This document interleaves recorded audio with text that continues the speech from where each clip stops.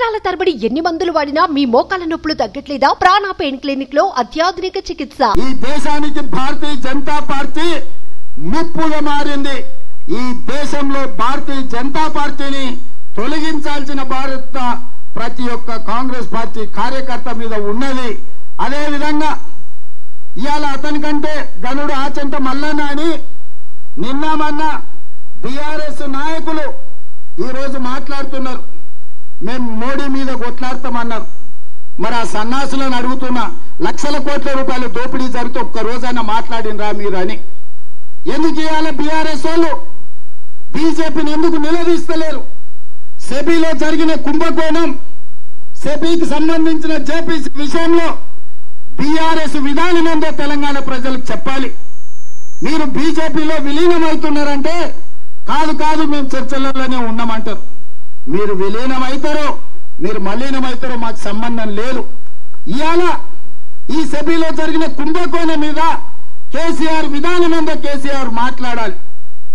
ఇవాళ కేటీఆర్ ఎందుకు ఈ విధానాన్ని ప్రశ్నిస్తూ ఈ ట్విట్టర్ తిన్ను తన ట్విట్టర్లో పెట్టట్లేదు అని నేను అడుగుతున్నా. అక్కడికి వచ్చేది అక్కడికి రాంది.